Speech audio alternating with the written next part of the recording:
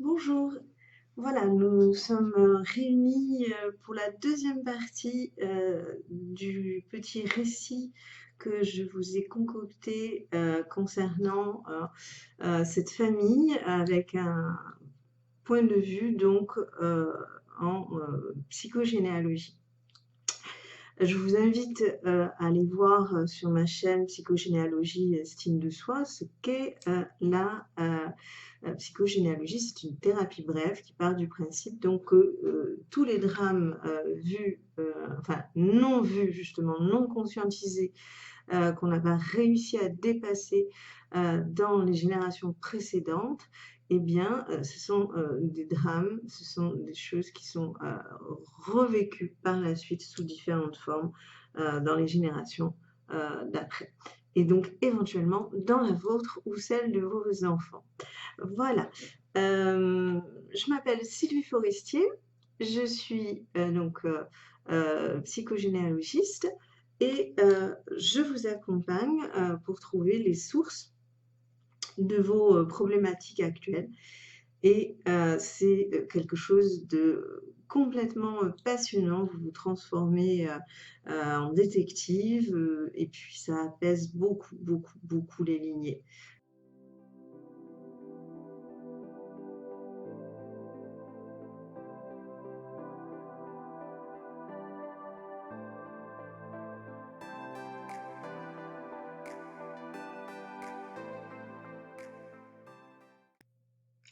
Bien, nous revoici sur ces bouleversements familiaux durant la Seconde Guerre mondiale. Donc plusieurs choses. Première redite dans cet arbre, le décès du deuxième enfant, à savoir le garçon Aimé, qui porte donc le même prénom que son oncle Aimé Jean. Là, nous avons Aimé Désiré, fils de Sophie. Il décède comme son oncle lors d'un conflit militaire. Il décède au même âge que son oncle, à 20 ans. Et pour cette première répétition de l'arbre, nous en avons une seconde en suivant, qui est le décès de la mère d'Aimé, à savoir Sophie. Alors, on a une redite dans le sens où, effectivement, la mère de Sophie n'avait pas supporté la mort de son fils et elle était partie très très vite après. Dans cette famille, on peut donc considérer qu'il est légitime qu'une mère ne supporte pas la mort de son fils et que par loyauté, on puisse mourir de chagrin. Ce qui n'est pas le cas de toutes les mères pendant les guerres. Là, ici, on se trouve dans une forme de loyauté. Beaucoup de maladies sont liées à l'épigénétique. Donc, ça peut générer des comportements accidentogènes, comme j'ai pu le dire dans d'autres vidéos. Ça peut générer évidemment des maladies qui sont donc directement liées à cet effet de stress. Voilà. Autant l'effet placebo, quelque chose qui peut marcher, autant on peut avoir des convictions qui génèrent des maladies mortelles. Donc, pour en revenir à notre famille, Sophie décède.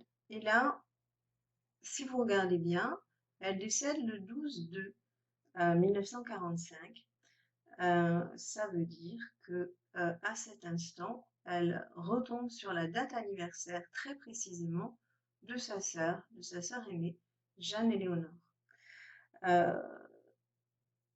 Qui voir, sûrement, on a la présence d'une culpabilité, le souvenir de cette sœur avec qui on s'est fâché pour des questions tragiques. Voilà. Et donc, ce décès, avec cette date, rend compte sûrement d'une très grande souffrance, d'une très grande blessure chez Sophie. L'autre conséquence de ce décès, c'est que dans cette famille, afin d'entretenir l'illusion que Sophie était la mère biologique de Marie, la grand-mère de ma cliente, eh bien, on avait toujours menti sur l'âge réel de Sophie. Or, au décès de Sophie, il est évident que la réalité apparaît et que très probablement à ce moment-là, Sophie, Marie-Jeanne, voit qu'il y a eu mensonge, voit qu'il y a eu tromperie, voit peut-être qu'à ce moment-là, déjà, elle soulève le poteau rose, elle finit par être au courant de cette tragédie qui a brisé l'union entre les deux sœurs, Jeanne et Sophie. Mais en tous les cas, ce qui est certain, c'est que d'ores et déjà, au décès de sa prétendue mère, elle a déjà des doutes. Nous allons passer à la vignette suivante. Et là, comme sa mère, réelle, Marie se marie au sortir de la guerre. Et elle se marie, Marie, avec un marin américain. Voilà, donc nous sommes en Normandie, ne l'oubliez pas. Et donc évidemment, il y a énormément de brassage de population et de brassage de soldats. Alors ici, on peut supposer qu'il n'y a pas viol, comme il y en a eu tant et tant. Hein. N'oublions pas que les Américains, la propagande américaine s'est faite sur l'idée que les Françaises étaient toutes seules, qu'elles n'avaient plus de mari, qu'elles n'avaient pas de fiancé, etc., et qu'elles accueilleraient les GI avec des bras grands ouverts et peut-être pas que les bras. Réellement, quand vous regardez attentivement la propagande américaine, pour inciter les jeunes Américains à partir se battre sur nos côtes, c'est un argument de poids. Donc, Marie se marie avec Bob Mitchell, Bob, donc, qui est un jeune et beau GI qui va rester marin. Alors, plusieurs choses sur cela. D'abord, Bob, eh bien, ça nous évoque évidemment Robert, le père de Marie. Hein, on a toujours un petit côté oedipien, mon cœur est un papa. Et puis, nous avons également l'idée quand même que Bob, qui a de toute façon l'intention de rester marin, sans doute, on a dans l'idée qu'il ne va pas être fidèle. En tous les cas, comme le dit le dicton, un marin, une femme dans chaque port. On peut supposer que Marie, qui part sur le principe que les hommes sont infidèles, etc., c'est ce que sa mère répétait sans cesse. Elle a vécu avec une enfance assez tendue hein, entre ses deux parents. Eh bien, même sans savoir que son père avait trompé sa mère véritable hein, avec sa petite sœur, Sophie, eh bien, elle a entendu ça toute son enfance. Donc, il est probable que Marie est tentée par un marin. Quoi qu'il en soit, si on regarde le mariage, la date du mariage, le 12-10-1945, et si on regarde la date de naissance de Anne, leur premier enfant, leur première fille, qui est donc la mère de ma cliente, eh bien, Anne naît le 8-5-1946, donc je vous l'ai déjà dit précédemment, 8 mai, donc en fait, vous rajoutez au 5e mois, 3 mois, hein, 5, 6, 7, 8. Donc ça nous amène au 8e mois, donc ça nous amène à 8, le 8 août 1945, c'est à peu près la date de conception. Voilà. Donc à partir de là, on voit très bien que notre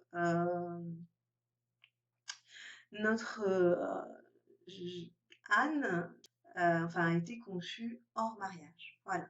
Donc, c'est un mariage un petit peu hâtif, un petit peu précipité, pas forcément voulu peut-être, hein, mais en tous les cas, le mariage se fait et il demeurera pérenne, même par la suite, et vous allez voir que la suite est tout de même un peu délicate.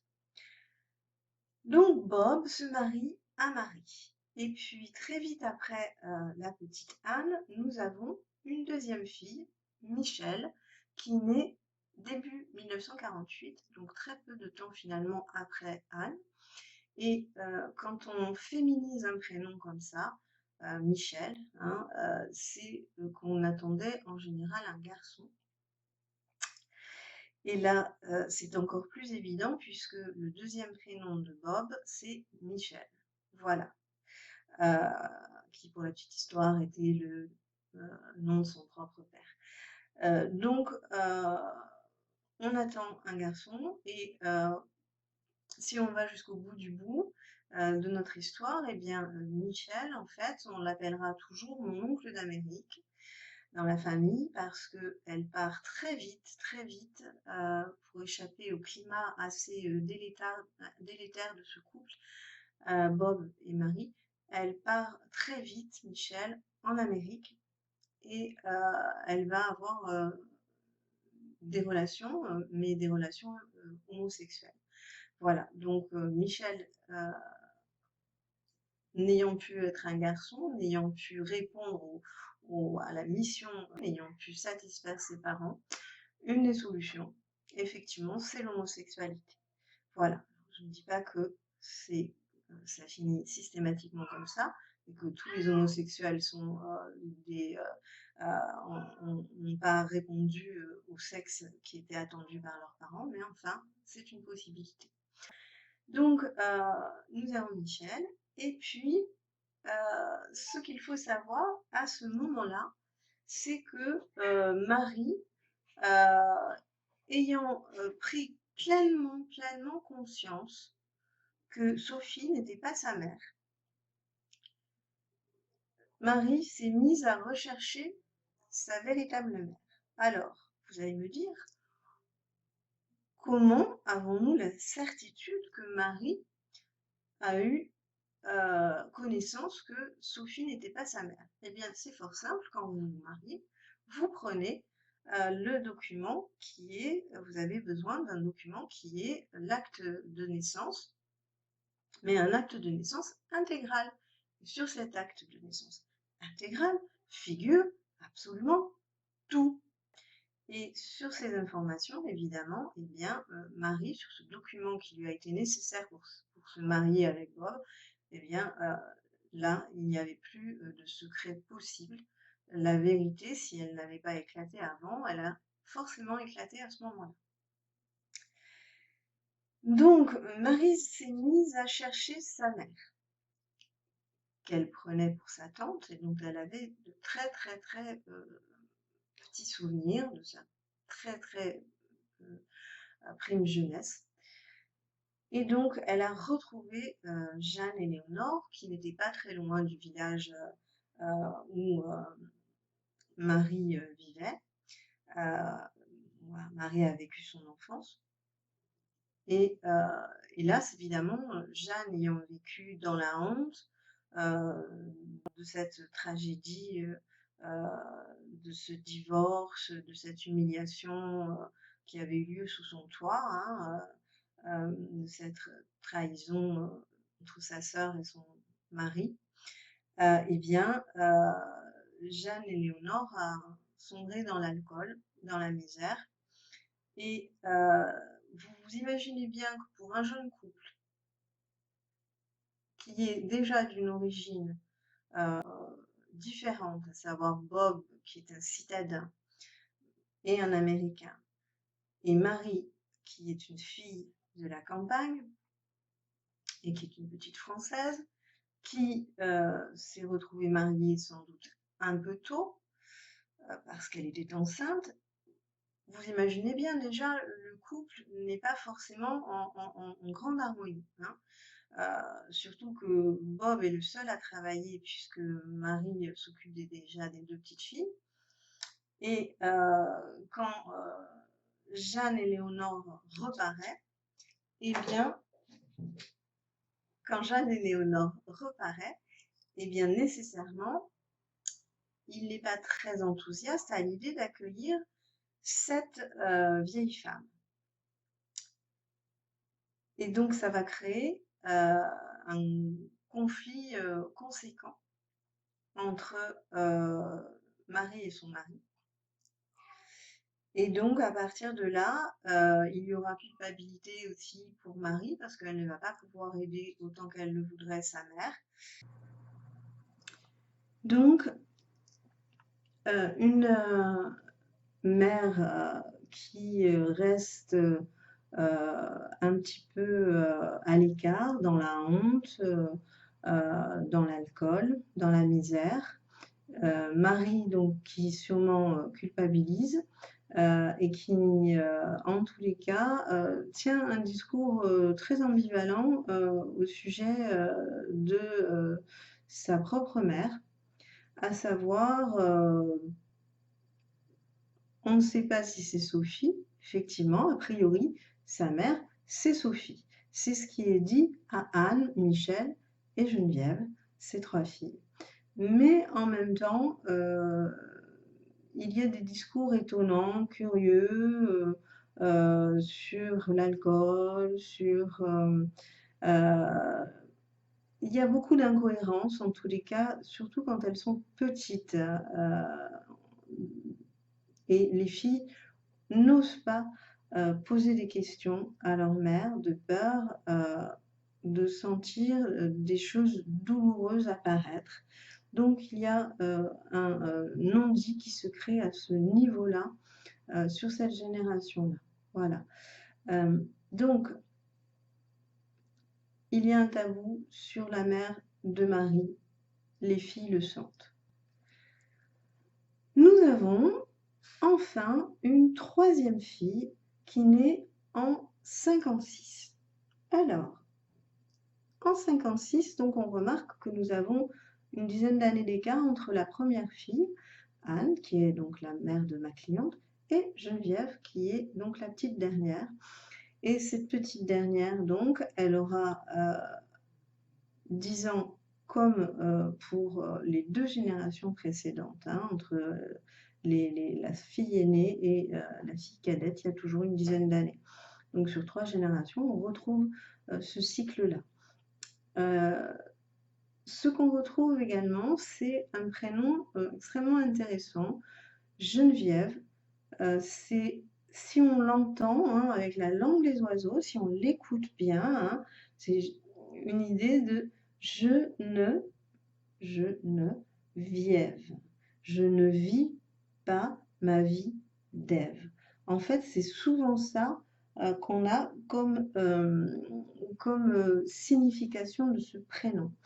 Et le fait est que Geneviève ne s'autorisera jamais à vivre sa vie de femme. Elle va rester jusqu'au bout de l'existence de sa propre mère, de Marie. Hein. Elle va l'accompagner vraiment jusqu'au bout du bout.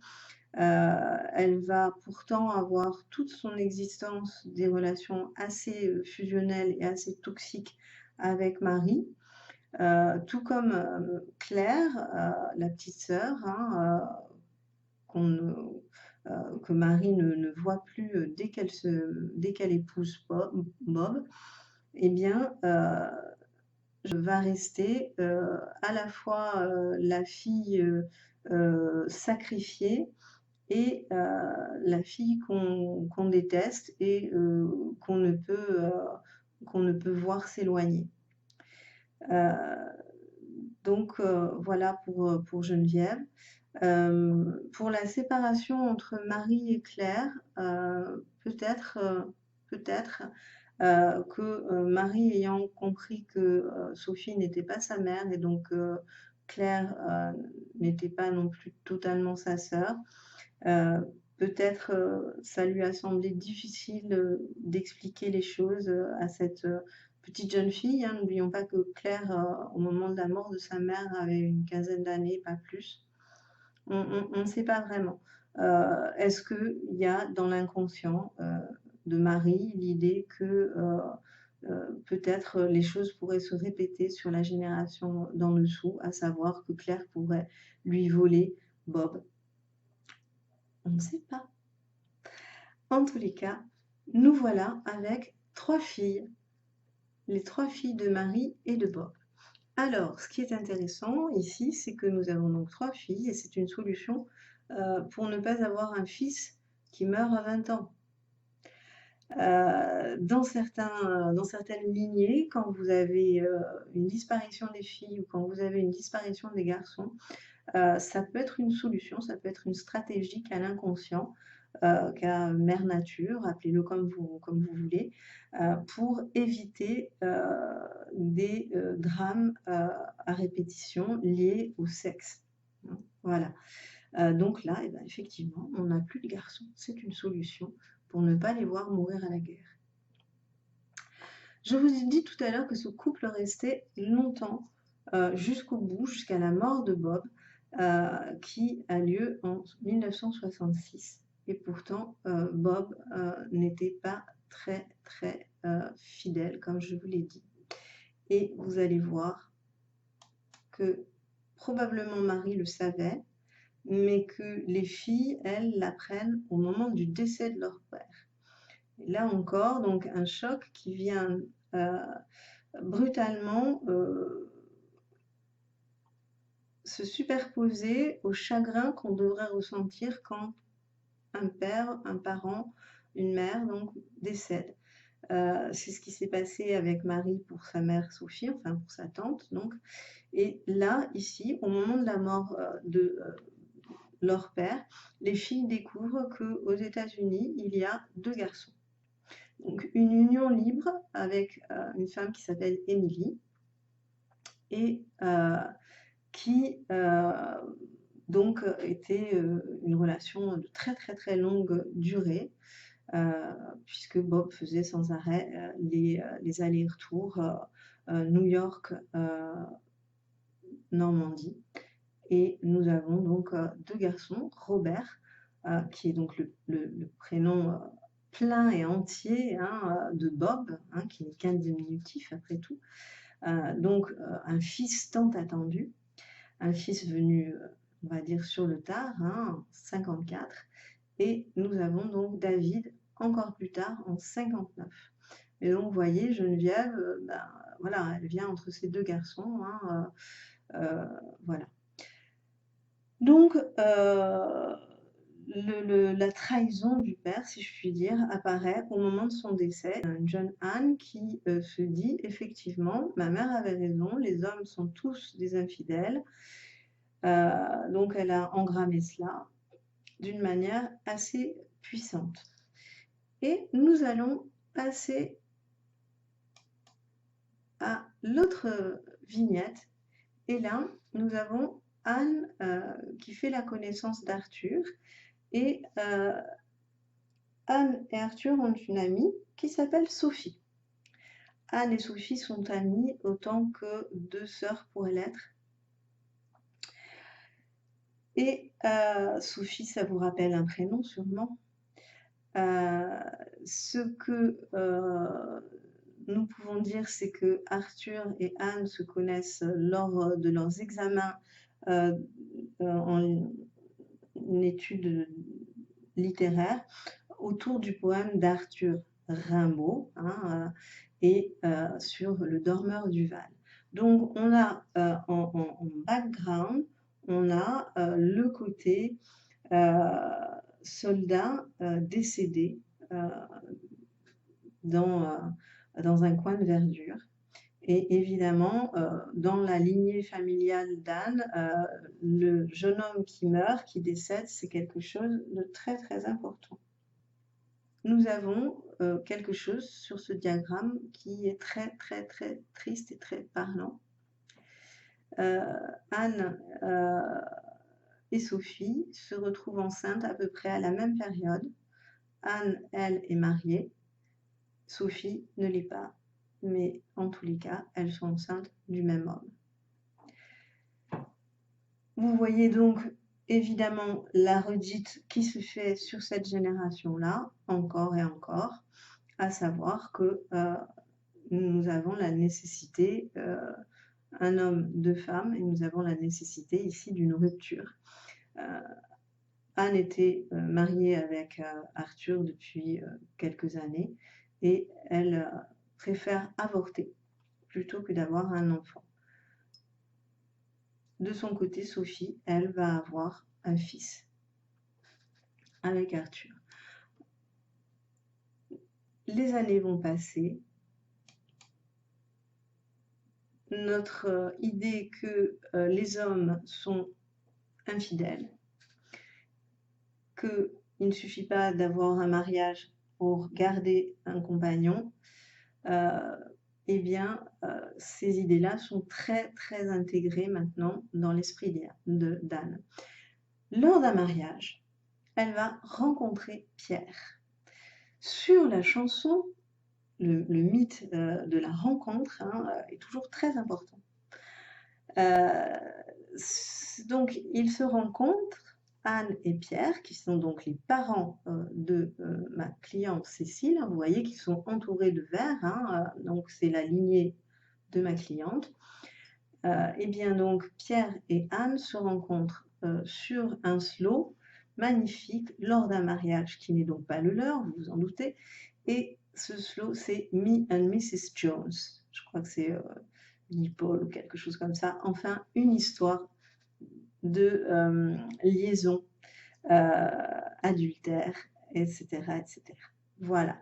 Donc, il faut vous dire que Pierre est marié avec une Américaine et que cette Américaine, pour la petite histoire, c'est très amusant, n'est-ce pas? Eh bien, elle est sur la même date anniversaire qu'Anne. Alors, si vous avez remarqué, plutôt la génération au-dessus, nous avons Émilie qui est du 24-4 et nous avons Marie qui est du 22-4. On a comme ça des rencontres qui ne sont pas des rencontres liées au hasard. Et donc, les dates anniversaires, des choses comme ça, ce sont des choses qui sont très, très, très, très parlantes. Donc, Anne est bien placée pour savoir qu'un couple américain-européen, c'est un couple qui risque d'être infidèle, puisqu'elle l'a vécu avec sa mère et son père. Et ma foi, même si Pierre a déjà un fils, Éric, qui est né en 78, alors peut-être que Anne se dit que ça aurait pu être son fils à elle, le fils qu'elle n'a pas eu avec son mari Arthur. Eh bien, Anne tente le tout pour le tout parce que c'est une liaison qui est très aboutie. Vraiment, ils se voient beaucoup, les parents de Cécile, même si Pierre continue d'avoir un deuxième foyer avec Edith en France. Là, il n'y a pas l'océan entre les deux. Eh bien, Anne, au bout d'un certain temps, à force de faire des crises, de faire des disputes, elle est extrêmement jalouse, comme sa mère, comme sa grand-mère, eh bien, elle va prendre le risque d'une grossesse en se disant que peut-être ça va pousser son cher Pierre à quitter Edith. Après tout, il lui répète depuis longtemps qu'il a envie de quitter Edith. Et donc, ma foi, c'est là que Cécile va naître. Alors, il est évident qu'un enfant qui est fait dans cet objectif-là, avec quand même beaucoup d'incertitudes, beaucoup d'angoisse, eh bien, ça ne va pas faciliter la quiétude, la sérénité de la mère. et ça ne va pas non plus faciliter la quiétude et la sérénité de l'enfant. Et d'ailleurs, ma cliente en a encore de nombreuses traces, même si elle a fait un gros travail dessus avant de venir me voir déjà. Mais c'est évident que ce type de choses, ça vous donne un tempérament souvent de dépendant affectif, etc. On ne va pas revenir là-dessus. Mais en tous les cas, la mission de Cécile, c'était donc de séparer un couple légitime. Alors, ce qu'on voit sur ce schéma, c'est que Edith joue le tout pour le tout et tente la même chose de son côté. C'est-à-dire qu'elle va tomber enceinte sans l'aval de Pierre, hein, parce que le couple est quand même très très tendu, hein, c'est vrai, évidemment, vous vous en doutez. Et elle tombe enceinte très peu de temps après Cécile, enfin très peu de temps après Anne. Hein, on peut penser qu'elle est au courant de la grossesse d'Anne, puisque vous voyez les deux filles, Cécile et la petite Amandine, eh bien, naissent à quelques mois d'écart. Voilà, donc nous avons deux petites filles, et si je vous passe sur la vignette suivante, alors vous retrouvez le schéma une fille, un garçon, une fille, comme à d'autres générations, hein. Voilà, et si on passe, on va s'apercevoir donc que sous un même toit, nous n'avons plus que deux fillettes de deux mères différentes. Alors, là, en fait, nous avons le couple Anne et Pierre qui se constitue définitivement, même si c'est en union libre, hein, les temps ont changé, hein, on n'est plus obligé de se marier. Donc, la mission de Cécile a réussi. Le pauvre enfant a bien réussi Anne a réussi son objectif en mettant au monde Cécile, puisque Pierre est venu définitivement s'installer au bout de quelques mois avec elle. Mais il y a des conséquences fort lourdes. C'est que Edith s'en va, elle part aux États-Unis et elle emmène Eric, le petit garçon. Donc, disparition d'un fils. Et là, nous avons Amandine qui est laissée au couple Anne et Pierre. Voilà. Donc, autant Cécile, on va dire, a réussi sa mission, si je puis dire, autant Amandine est rejetée puisque elle n'a pas pu réaliser le souhait de sa mère, à savoir conserver son mariage intact. Voilà. Donc, vous imaginez les relations entre les deux petites qui vont être élevées ensemble. Il reste derrière une notion quand même d'infidélité, etc. et quand même un peu d'angoisse. Voilà. Mais je ne vais pas aller plus loin. Nous verrons la prochaine fois comment nous avons réussi avec ma cliente à faire toute cette enquête, comment nous avons glané nos informations, comment nous avons réussi à comprendre la source des angoisses. Comment nous avons effectué des actes symboliques et des actes très concrets pour amener de la paix dans toute cette famille et pour se libérer d'un certain nombre d'angoisses et se libérer de schémas répétitifs. Voilà. Vous serez les bienvenus pour une consultation à distance. Alors, il y a même un diagnostic gratuit si vous êtes intéressé, en passant par mon site êtreheureux-d'être-soi.com. Vous pouvez également avoir une formation en ligne sur les croyances limitantes. Et puis, d'une manière générale, alors cette petite formation qui est quand même quand même bien costaud, hein, est au prix attractif de 25 € pour l'instant. Donc, je vous invite à aller voir sur mon site.